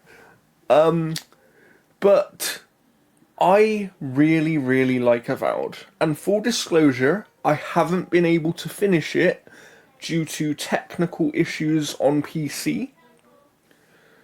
Where the game was crashing effectively after several hours of play. And it would always happen. Is really, really impacting like your completion rate. I mean, this one's definitely the game. It's definitely not my PC. This one's definitely the game. It's your PC. Come on, Keith. Come on. My PC is a beast. This thing is not a problem. But yes, there's been technical issues, as actually quite detailed in Digital Foundry's tech review of the game. But Keith, I know you have to go in a minute, so I want to know from you, because you also just received a code, I believe, for Avowed. I did. I haven't played it yet. Do you have any questions for me about the game? No. Play it myself. No. Pull anything for me. Come on, I know you, Keith. You've always got questions. No, I like going into games fresh. Okay. Well, what I'll say is... Actually, I have something to say. Can I say something? Go on. I have something to say. To all you people who went to our YouTube channel and checked out our video, thank you. But for all you people who came to our YouTube channel, checked out our video, and have things to say that aren't very nice or about woke, you can kiss my butt. And I've removed your comments, and you won't be coming back because you can take you that removed that comment. Okay. Take your crap elsewhere. I don't have time for your political nonsense talking about XYZ. Because we're just having fun talking about video games. Yeah, we're talking about games, and you want to be political and being a moron. So I'm being very nice and chalant. I'm not saying what I want to say. So do it. Yeah. Yes, but yeah, go and make sure that you watch the video. There is gameplay in there, so you can see it as well. But what I'd say, to give my quick highlights of the game, I really enjoy the combat. I think it's faster paced and more impactful than I thought it was going to be based on the trailers. Apparently, Jordan likes using the guns. I do, and the ability to quickly swap between two different loadouts in combat for an RPG really is different. Like, I haven't seen that before in this style of RPG. I wouldn't say quick. No, but quick for an RPG is my point. Like in other RPGs, you have to go into the menu. Are you saying RPGs or action RPGs or RPGs or just RPGs in general? Because you said RPGs. I'm just trying to clarify. This style of RPG.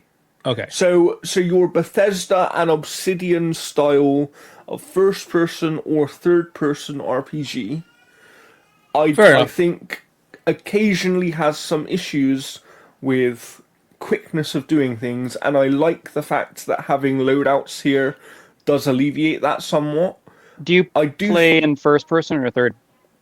So I play in first. First. I have tried third, and the reason I don't play in third is, as you can somewhat attest to, Jeff, I don't think the game is very like you can tell that it was designed with first person in mind, Yeah, and I like I'm don't playing in think that's the third because case for that's what I third want from person. this type of game. Because I'm already playing Yeah. Kingdom Come Deliverance 2, which we'll talk about, and I already have my first person fix there. Yes. So Yeah. It's No, I can interesting that appreciate people that. have. It's interesting people have a preference, but honestly, I definitely do think these types of games play better in first person. I would agree with that generally speaking, yes. Although I do like a third person RPG as well. I like I seeing my really character. I I like, really enjoyed you upgrade armor, you get different things and stuff. You character creator. Yeah, yeah. that's the point there. I It do all like goes Although seeing away I when people you're on first the person. although I couldn't finish this game, I did also really enjoy like Dragon Age the Velguard because you see your character and that was cool. But again, in typical Obsidian style, the other thing I love about this game is I think it's really well written. I think the story is interesting. I think the world is great to explore. And I think actually the segmented nature of the world, rather than being a full open world, having these open areas which are a little bit smaller, make It's open make things zone. feel make things feel a lot more dense and alive as a result.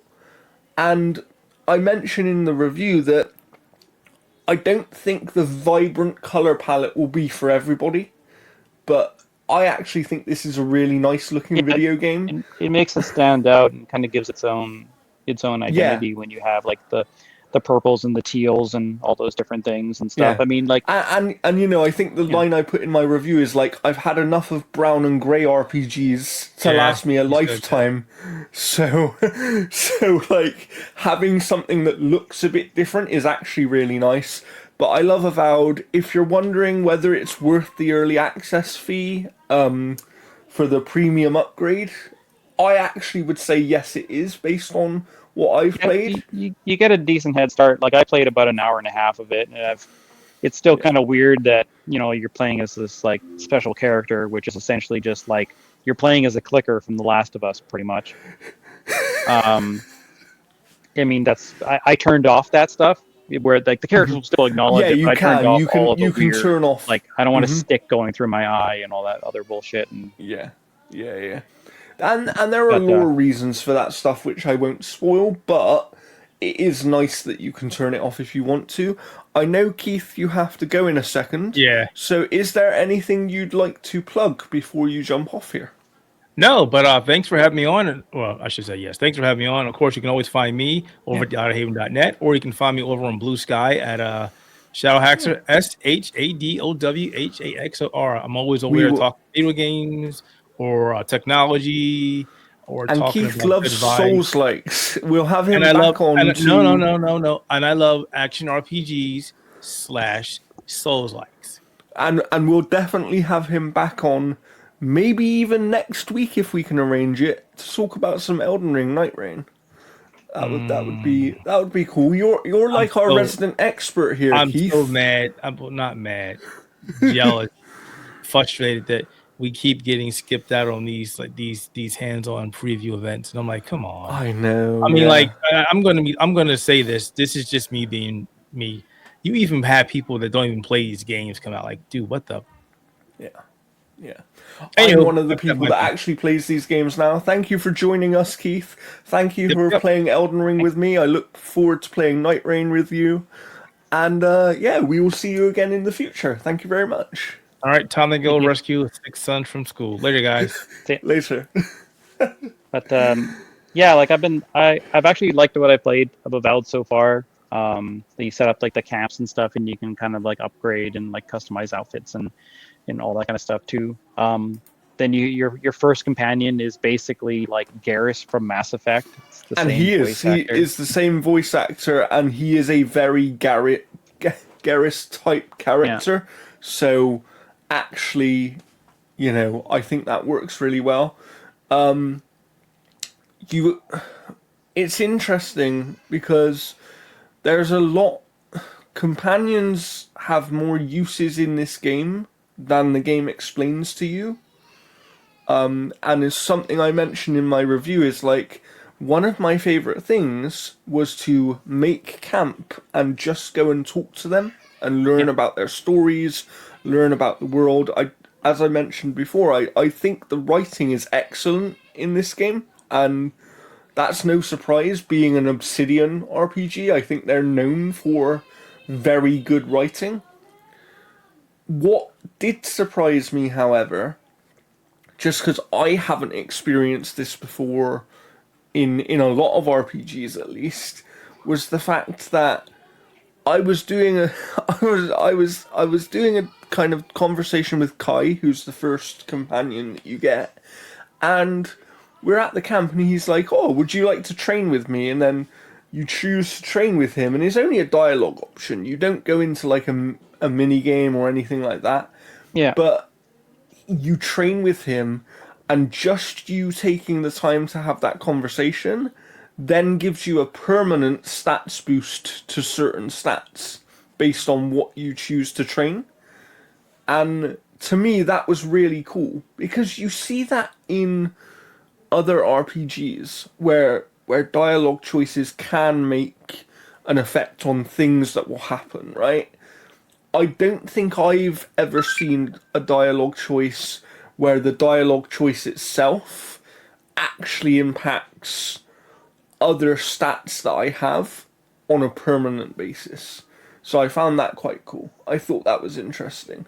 Yeah, I think like my time with it is pretty basic. Like I just did that quest where like you go to that girl's house and you find that mural where Oh, she's yeah. like connected to like these like creatures I'm and going to stuff. ask you a quick question, Jeff. Yeah. So this is a slight spoiler for the opening section of Avowed if you haven't played it yet, so please move on for like a minute and then you'll be fine. You know when you're in that first area and you find the lady in the jail cell? Yeah. Did you leave her behind or did you let her go? No, I brought her with me. Okay, okay. That's I'm not going to tell you why, but that's interesting. I just really like Avowed. It's exactly what I wanted it to be. I do think there are some issues, which is why I gave it a 4 out of 5 on Outerhaven's scale, and I do think for me, on our scale, it would be somewhere sort of between an 8 and an 8.5. There are some issues with certain design aspects, and you know, like we mentioned earlier, the game isn't very well optimized for the third person Yeah, the camera. combat it like the dodge feels a little weird. Enemies seem to almost have more range when you're playing in third person. Yeah, Um, yeah, yeah, like I don't know, like I'm still gonna play through the game in third person because that's what I want from it. yeah, Um, absolutely. but I still don't understand some of the magic. Like I was using magic, and then all the magic went away, and I just had 4 little purple boxes, and I'm like, I have no idea what's going on there. So I just stuck to a bow. That that will be to do with your essence. You may have run out of essence. Oh, okay. So it could be that, or it could also be attacks use stamina as well. So if you were too low on stamina to do the Yeah, it's just specific weird that the icons went spell away. you I don't wanted. know. It's just Yeah, it's sort of yeah, weird, that's but strange. That's strange. yeah, But exploration and stuff like that is fairly decent so far. I mean, the world is a fairly like open world linear type of thing, yeah. but no, Well, I've liked what I've played of it so far. I'm excited to hear more as you play more. I obviously will, of course, be finishing it when I can because I will say that although I had a technical Can't you just issue with take the, your save to Xbox? so I can, and the other thing is, so I was actually because I was playing via Steam, but there is like with Indiana Jones, if you're playing on Steam, you can actually use the Xbox save system, which allows you to have cross save between Steam and Xbox platforms. Cool. But also the other thing to mention is although I had this crashing issue on PC, the game actually received a big patch yesterday at the launch of early access. And then there will be a further patch on the official day one release of the game in about 4 days. Yeah. So there is a chance that you will not have any of the technical issues that I had if you've gone and read my review. Yeah. And the other thing to say is actually I was communicating with the developers during the review period trying to fix this technical issue. So they are very aware of it and they are working on it actively for a fix. And that's why I kind of decided to still do a scored review, although I hadn't finished the game yet, because with them actively working on a fix, and with me having played a good significant chunk, like I've played about 25 hours, I think, and this game, if you were to mainline it, I would imagine, based on what other reviewers have told me, you can probably finish this game in about 22 or 23 hours. Yeah, I've been seeing like 40 to 50. So it kind of ranges. Like Greg Miller finished it in 32 hours. Paris Lily played it for 54 hours. And then there's some other people who played it for considerably less. So I think it depends on how much side content you're engaging with. But also there's a lot of content in the game that doesn't pop up on your map that you have to go exploring to find. Like they want you to explore this world, and there's lots of lore you can pick up, and there's lots of other things. Like I've never played the Pillars of Eternity games, right? But this is based in the Pillars of Eternity universe. Yeah. So if you haven't played those games, there is actually a lot of lore for you, and the game does a really good job at kind of explaining things enough that you get a sense of the world, but not so much that you're bombarded. However, because the lore is optional, you don't have to engage with it, right? The things you need to know are told to you, so that's good. But now I want to focus on, because I am running a little bit short on time here. Yeah. I would like to focus on two things, one that I haven't played and one that I have. So let's go next, Jeff, to Elden Ring Night Rain. Yeah. Because you have played a bit of it. What do you think? Yeah, I played several runs this morning. PlayStation apparently wasn't working, whatever, but I have the vastly superior platform on Xbox. So I had no issues whatsoever. Connection was absolutely flawless. I had no technical issues. I was able to connect to every single match that I match made for. There's 4 classes. I haven't played enough of some of the other ones to kind of talk about them, but they all have kind of different abilities that you can do. Like one guy flies into the air and then slams down. No, basically it feels almost kind of like a boss rush mode of Elden Ring. You basically like glide down onto land where it's constantly shrinking around you with a blue fire going in, and you'll fight. Basically, it's almost like a randomizer. So you'll find, like I was finding enemies from Dark Souls, and then I was fighting enemies from Elden Ring, like found the hippopotamus. I had to fight the Fellowman in this like small tiny room because I think he's like the nemesis, almost like Nemesis from Resident Evil, where he just kind of like follows you, and because like when you die, he's not back there. So I think he's kind of like a threat that just kind of follows you around. Interesting. Okay. But you'll find enemies and you'll fight them in certain key areas, and there'll be some that are static and then some that are randomized. The final boss is like, I think whatever you need. Like I was always fighting the what is it? One of the tree guys, tree sentinels. There was like the tree sentinels at once. Mm-hmm.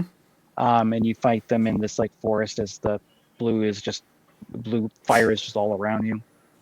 You'll find weapons and stuff. You'll find graces that you can then level up.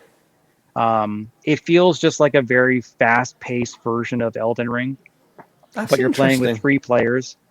Matchmaking is instant. There's no like summoning or anything like that. So what you're telling me there, Jeff, is FromSoft can do good co-op.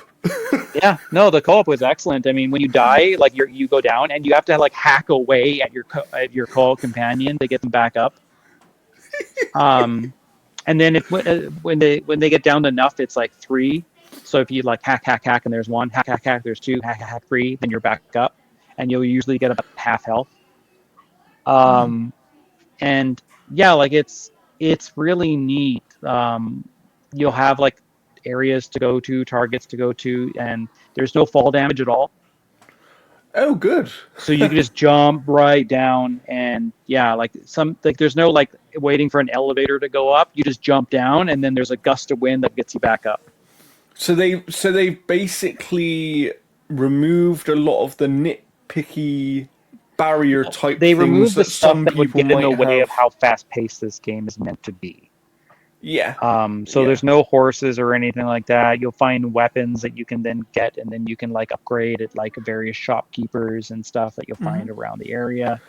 And Um, how long do the rounds last roughly? Because you said you did a few rounds. yeah, I mean, most of them are going like about like 20-25 minutes to half an Okay. hour. Okay. And then if you die, you have like a life ticker essentially. So if the team wipes, they can come back, but they have a limited amount of lives. Oh, okay. Okay. Um, Interesting. but no, it's super fun. Like you can climb as well too. So there's like white paint everywhere, and you can just like climb up. Basically, like it's the mobility is not what you had in Elden Ring. Is there anything in here that you, and this is kind of a big question because you've only played obviously a little bit and it's a network test, but is there anything that strikes you as something that they're probably going to use for their future games No, in terms of their mainline games? no. This is such a self-contained type of experience because it is essentially a fast-paced boss rush mode with the battle royale shrinking map area. Like that's all this Yeah. is. So I don't think that this hints at anything. I don't think it colors any type of like future Okay. prospects of what you're going to see. Interesting. Okay. It's fun. Okay. Like it's super fun. Like I had a great time with it, and like I would love Well, I to, look forward hopefully to get code. trying it out because I do have a code. So I look forward to trying it I'm out. playing it tonight because the it drops at 8 p.m. I think my time tonight. Nice, nice. So hopefully, we will be able to speak more on it in our next episode once we've played a bit more. And as I said, we'll try and get Keith from the Outerhaven back if he's played some as well, because he is a massive Souls fan, and he actually, has played probably more of them than any of us. So it'd be interesting to see his thoughts on the game. But I now want to talk about something that we have both played, but you've played a lot more than I have just due to the fact that I've been kind of swamped with massive reviews over the last couple of weeks. And that is, of course, we talked about it earlier, Kingdom Come Deliverance 2, a sequel. And I'm going to go first because I've only played around 8 to 10 hours, something like that. I'm still very early on in the game. I did spend the time watching people stream it though to get the Twitch drops, which are very helpful, and there are some that are still available at the moment. Unfortunately, you would have missed out on the armor set if you didn't get those, but there Yeah, the armor's is fantastic. I've used it for like 30 hours. but there is also another set of items which is still going to help you, because the more stuff you can get in this game, especially early on, it's Yeah, going to help you, because greatly. Yeah. this game is meant to be very challenging. And the way I'd explain it to people is, think of an RPG along the lines of Skyrim, but where every single thing you do matters It and the feels game more doesn't like a hold your hand. simulation of all of those types of things. Yeah, So yeah. like instead of like, when you go to a crafting thing, you're not going into a crafting menu and then selecting the things and then You're actually doing the you're grabbing crafting. the thing, you're pouring it, you're doing this, you're stirring that, you're raising it off the pot, you're doing that. You're like, okay, I need three Yeah. pinches of It's this, like and then it's stir it like in I and pour it actually in. really like the alchemy in this game. Like when you're having to have certain herbs and stuff, and it's like put this in for so many turns of the thing. Yeah. And then, like, I think that's cool. Even when you're like blacksmithing and stuff, you're putting the sword and it's like, oh, I think I fucking burned it. Yeah, I find for me that it makes the game really, really immersive. So it's an RPG with that immersive sim kind of edge to it, right? But with that, I think that this is a game that the way I'd best describe it is for you to enjoy it, you have to be willing to meet the game on its terms Yeah. because it's not going to meet you on your terms. Yeah, and, So and you early have to on, accept the game for what it is. exactly. Early on, I thought the combat was abysmal. I thought it was absolutely dog shit. I was like, I am not having a fun time with combat. And what do you think of it now? I think it's fine. Okay. I still think that it takes too much stamina for what you're essentially pulling off. I think that I'd you're agree with using that. stamina way too quickly, especially for someone who Hopefully that's has something they experience with a can. sword.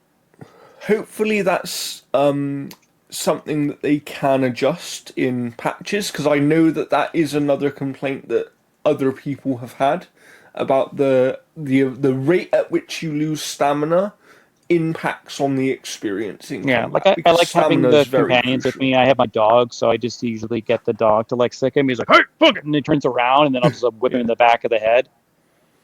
yeah, But yeah. yeah, like it's the combat aside, like the story is really good.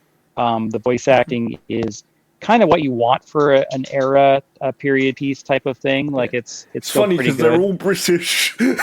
Yeah. But no, like it's really solid. Like I will say though that there's parts in this game that are way too dark. You can't see fucking anything, and if you're trying to stealth, you don't know where enemies are because they'll just match in with the wall because it's so black, and then you can't use a torch because you'll get seen. So there's some areas that are just way too dark for the stealth demands of what it is. There's one section later on, about midway through the game, that is all stealth. And this is after you've suffered a lot of status effects where you are just broken and beaten and like you're holding on to a lot of stuff because you're like, I need to sell this shit. So you're like stealthing in this forest where there's enemies everywhere, and it's such a trial and error piece of shit.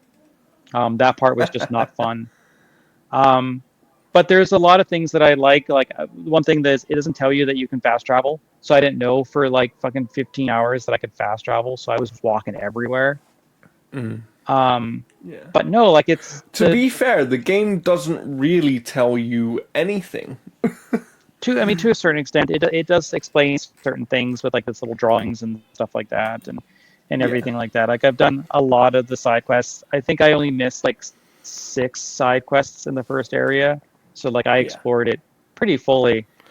And also the other thing is this world doesn't wait around for you, so that's worth mentioning to people. Like Yeah, if they're like, hey, we're quests gonna head will, out in the morning, they're fucking heading out in the morning. yeah, like So if you quests don't have will a horse, expire. like, you're fucked. Yeah, yeah. But it's good. It's got some really, really tense moments. There's one part where you're I'll be vague, I won't explain where. You're traveling with this like group and then you get ambushed.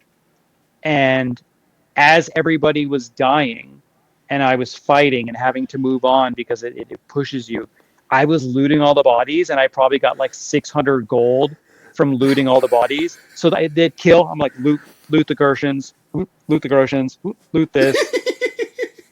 And they're like, hey, they're like, Henry, this way. I'm like, 1 second. I'm like, loot this, run, loot this. Yeah, I got like 600 gold from that. Oh wow. And the funny thing is, gold and resources are actually really important in this game. Yeah, because I Like, mean, you kind of use it for for everything. Like, and the one thing is you can haggle prices, and I always go like yeah, 20 I like less, that. and then he's like, no, and then I go 5 up. He's like, all right, so I never play full price. Fuck that shit. And Coupon all day. there's a mini game that I'm quite fond of. It was in the first game as well, but you can play dice, and it's Yeah, like I only play dice at the beginning to get the fish for the dog, but I didn't play that. I don't like the lock picking at fucking all. You just have I this will little say ball thing on and you're moving it, and controller. you have to use both sticks Yeah, and kind of line it up, and on it on controller, the lockpicking's horrendous. Like, Yeah. that is one element of this game that you can clear. Like, I understand them wanting to make it hard because Yeah, that's even what this the game pickpocketing is. is because you have a timer, and basically it moves around, and the more red it gets, the more that they can see you. But you have to get it probably at least about 15 seconds of searching, because then you have to use this like rotary phone dial thing to like grab Yeah, an item and then get back to the door to leave but it out. only moves at a certain speed, the dial. So Yeah, yeah, and half of what you yeah, need is the very bottom. So you need at least 15 seconds, at least yeah, at the very minimum, to get some stuff. Because there was one yes, part where I'm in this castle and I have to get to this guy. And in order to get to this guy, you need these certain things to trade to all these other guys. I was like, fuck that noise. I basically just stealthed all the way to where I needed to go after like 15 attempts and finally got there. And then when I got there, they're like, oh, I need this potion to heal him. You'll have to go this way. I'm like, fuck. So I had to stealth yeah. all the way back. So what I did is I reloaded my save, where before I stealth, I went and got the potion and then stealth all the way to him. And they're like, oh, we need this thing. He's like, got it right here. So Nice, nice. I do want to mention as well that one element I actually love about this game, but you may or may not pick up on, depending on how you're playing. What you're wearing and your appearance yeah, makes a big difference. Like, if you're covered in blood, people will assume that you've murdered if you go up to somebody. the smithy and you're covered in blood, he's like, oh God, you reek. What do you want? And then I went and washed in the little thing, and I went back there. Hey, friend, how can I help you? Like, Yeah, or and like, I like if you that the world. steal from somebody's house and then walk out of the door and they see you, they're like, what did you? I'm gonna go check my chests. Yeah, You know, I they run in there. like that the world reacts to the things that you actually do. Yeah, if you've stolen stuff in somebody's house and then you're walking around and shit, and people start noticing stuff, they're like, "Hey, I had some stuff go missing last night. Me too. I noticed that new guy in town." And then they Yeah, suddenly look at you and they're yeah. like, "I think it I was him." so I did have one. I was just kind of testing the limits of the systems, so I Yeah, made a save, and then I killed this guy upstairs in the house because you can stealth kill in this game. yeah. So I killed You need this a dagger guy. though. Yeah, and I basically took all of the he had a key to unlock all the chests in the house Yeah, because he was effectively like security. So I yeah, took everything, and because I didn't have to lockpick, none of this stuff was stolen, right? So yeah. it didn't deem it as stolen. So I was like, okay, I'll Oh put yeah. it on. When you can sell stuff at people and they're like, "Hey, listen, I know this was stolen, so I'm going to reduce the price a little bit." Yeah, yeah. Yeah, So I like that. But what was quite funny is I was like, oh, it doesn't say stolen. I can put it on. I'll be fine. So I put all this stuff on. It was great. And then I literally walk out the door, and this lady sees me, and she goes, "That's our stuff." And her husband comes over and starts battering me. It's just like, yeah. so that kind of immersive stuff built on top of what is really a really good RPG, quite frankly. It's a great open world. It's Yeah, probably one of the most realistic set ones in terms of like how the paths work and how everything yeah, kind of goes. It's solid. yeah. Like this game, you know, I know that people sometimes see reviews and go, "Oh, that's probably a bit hyperbolic," or they've probably forgiven certain things. I'm not saying there aren't issues with this game, and I'm not Yeah. saying this game is for everybody, but if you meet this game on its terms and you enjoy it, you are going to be very high on this game. And the story's great. Like Yeah. really good. Like there's parts where like you're doing things and then you find out the context of certain things and you're like, "Oh shit, holy Yeah. hell, I was doing this. Oh my God." Like, Well, I and it's mean, neat. Like, as a slight spoiler, because I've streamed this over on the Outerhaven a couple of times, but near the opening of the game, this game has a really, because it's a sequel, it actually has a really inventive way of effectively resetting you to zero, right? Which is all sequels want to do this, of reset you so that you're nothing and have to build yourself up again. But the way that they do it is actually through the story, which is really cool. Like, Yeah. No, it's, it's it's, it's yeah, definitely a game that can have a bad first impression. yeah, For sure. Like I don't think the combat's good. I found there was a mission where you have to get a horse. It yeah. was stolen. And you have to go and find it in this one camp. And there's like 7 guys in the camp. And like Hmm. I don't think the game is built for taking on more than 2 once. So when you're getting a 7, you're getting just pot shot from everywhere. Yeah. So I basically hid in the bushes. I found a dagger, and then I would like stealth kill, and I would drag him, drop him in the bush, and then I would wait. And the AI was in a way where someone had to walk the path every single time. So I had this body Nice. of like 5, this bush of like 5 bodies, and I just kept killing them and killing them and killing them. Well, And then one guy was um, sitting on the chair at the camp, and I stealthed him from behind, and then I yeah. cleared the camp and took the horse. There is another thing that we didn't mention actually, because you brought up fast travel earlier. Yeah, But when you fast travel in this game, you'll see a little, like a figurine moving on the map, which yeah, represents you. But as you're moving, you can be ambushed or you can yeah. encounter certain situations. I got ambushed by about like 7 guys because there's a quest later on where you have to recruit a bunch of people for a small little militia army, and I found one of the guys, and he's glad to have moved on from that thing. So he's like, "Yeah, you have to pay me 1,000 gold to move on," and I'm like, "No." And then I had like 7 guys coming at me. I'm like, "Well, I'm just gonna set that on the controller. This is fucking bullshit." Because even with like, because your dog doesn't have too much health, and like, there's only so much that you can really do, and the combat is just, I don't like. I feel like I'm whiffing too much, like, or Yeah. like they're blocking too much, and like you get this like parry type of thing where if it goes green, you basically pull off an attack. But then I never beat the one guy for the master strike, which I probably should have went back and done. Oh, you absolutely should do that. It makes a difference. I don't think I can go back to the first map. I don't know. Oh, I don't know. Yeah, if you can though, try and go back and do that because that move, that Master Strike, is very overpowered in my experience so far. Yeah.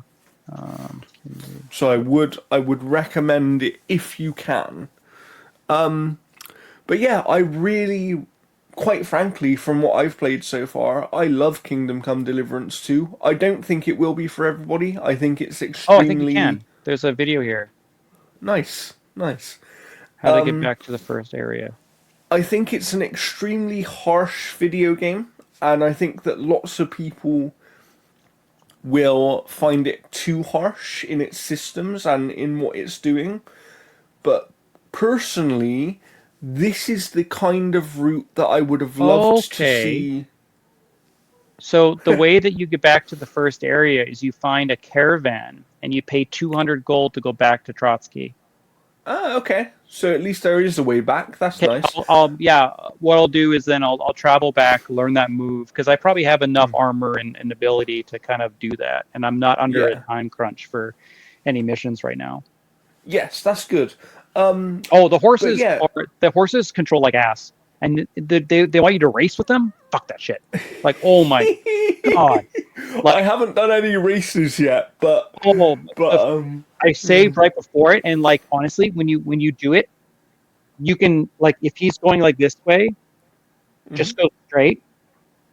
So like try and shortcut, and when there's a big turn and stuff, just go up the hill earlier, and like yeah, you'll beat him. But like the first race, like you have a clear path of where you're going, and then after that, it's kind of like yep, go up this tree, then this bush, then over this thing, and blah blah. I'm like, oh my fucking god, I don't know where you're going. yeah, yeah. But yeah, no, what I would say is this isn't going to be for everybody, and it's going to be too harsh for some people in its systems and all that sort of stuff. However, I'm that extra level of immersion has really kind of sold me on the game, and It it, makes it unique because yeah, I think that this is like the civilization of Skyrim in regards to yeah, like it is very deep in a lot of its systems and simulations where it's hmm, meant to be realistic, but then they yes, have kind of funny and dumb moments like you're going to report the message and they're like pouring shit on you. Yeah. You know, like, and like, yeah, there's some really fun, neat moments in the story. Like I'll say, like the writing is excellent, the story is fantastic. Like there's some twists where you're like, holy fucking Yeah. shit. And also, the other thing is, because this game is so immersive and is simulation based, you can actually just live in this world if you want to. Like, if you want to be a blacksmith in this world, you can go and get a job at the blacksmith Yeah, and just do that for many, many, many hours if you wanted to do yeah, for sure. so. Oh, I will Like, say, like, without spoiling it or anything, there's a moment with a very, very important character where like you can just do a duel and just fight and all that kind of stuff, or you can play dirty. And I did that, and I was like, "Fuck yeah, that was so satisfying, okay, unbelievable." interesting. So that when it says like Interesting. duel or play dirty. It's so good. It's so satisfying. Interesting, But interesting. But yes, no, I'm it's good. excited to play more of it. I know you've played a lot of it, Jeff. Yeah, I'm So more than halfway done. I'll be intrigued to see what your eventual review, I imagine, that you're going to do will have to say about the game. But yeah, I really, really like it. I think a lot of other people will really like it, and I think that, you know, this time next year at the DICE Awards, we're probably looking at this being RPG of the year, I would imagine. I think it's going to be in the contention for Game of the Year for the VGAs for this year for sure. I think it's Wow. had a decent amount of impact for sure. But no, it's excellent. I have Again, a I just don't question think for the you. combat is as good as every other aspect of the game. I do have a quick question for you before we end the episode Yeah. here. Why do you think, because I know you only played a tiny bit of the first game, but the first game is very similar in terms of being really systems based and all this sort of stuff. Yeah. Why do you think that this second game has captured people in a way that the first game didn't? I mean, it could be just the release date. It could be like we Okay. don't like I don't know what released around the first game, and maybe like it took the cult status and the talking of how good the first one was to set people up for the second one. So I think Okay. like having that, it's having that kind of for like what that first game was, I think sets Yeah. people up for the second one a lot And I better. think also, as we've mentioned before, right, often new IPs struggle. Whereas when you have a pre-existing kind of lineage that people can go back and see, like, oh, okay, this is a sequel, so the first. I think in people's minds, even if they haven't played the first game, what kind of happens is, if this is a sequel, that means the first game was good enough to get a sequel, and Yeah. therefore maybe this is more worth checking out. But yeah, I think they make some really smart improvements. You know, as someone that did play the first game, like combat in the first game was actually a lot more difficult than this. Yeah, that could be why I bounced off of it. I only played a little bit of it, and like this one here, like I still don't Yeah. think the combat is great. No, I think once you get the better combat, weapons and better opportunities, it gets a lot better. Especially when you get because like you level up and you get perks, and then yeah, each of the things that you can like you have like 25 different traits, and each trait then has its has its own own series skills of you can traits. get. Hmm. So like Yeah, you can have it where like you get first like when you do the horse racing, you can have it where your horse will like instantly burst with speed right at the yeah. start.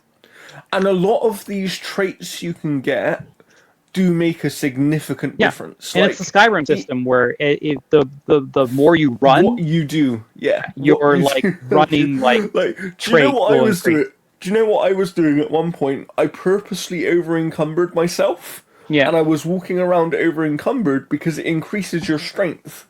yeah, yeah. Like it's really neat. Like it is a game that wants you to live in its world for sure. It wants you to Yes. experience everything that it has to offer, and it gives you a lot of opportunity to kind of go about things a different way. Like I went the blacksmith route instead of the mill route.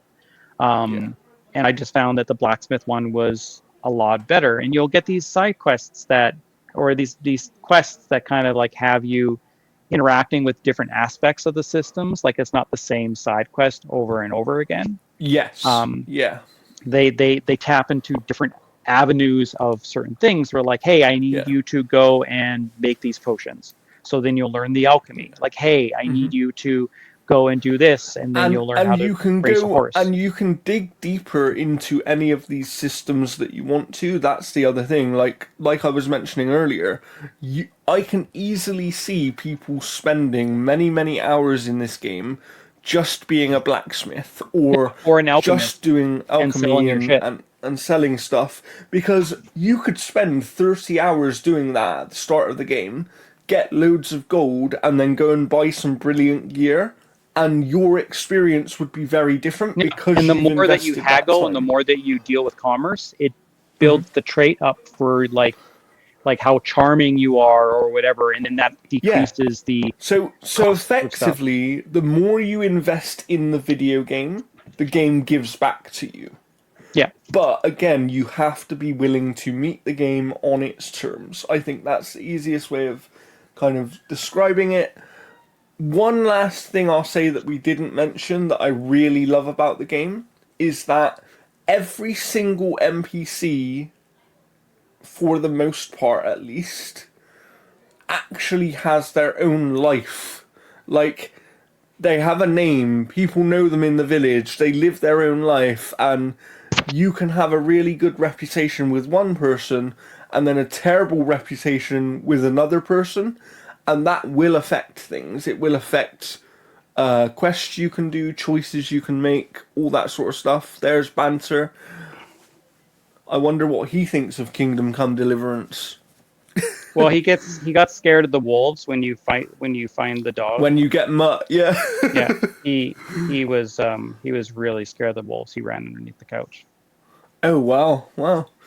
Well, you know, Mutt's his friend, I'm sure, so he should be happy now.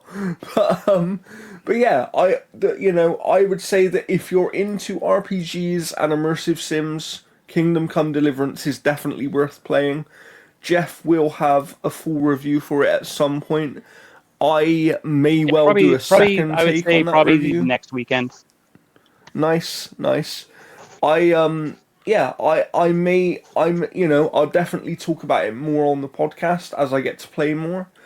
But yeah, it's a really good time, and obviously we do have more things to talk about, but for now we have to end this episode.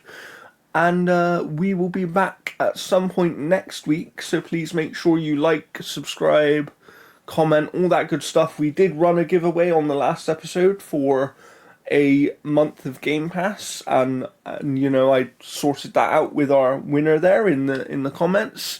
But we will run more giveaways in the future, so it is worth subscribing to our channel here. But for now, that's been this episode of the Gaming Mixed, episode 53, and we will see you next time. Goodbye. See ya.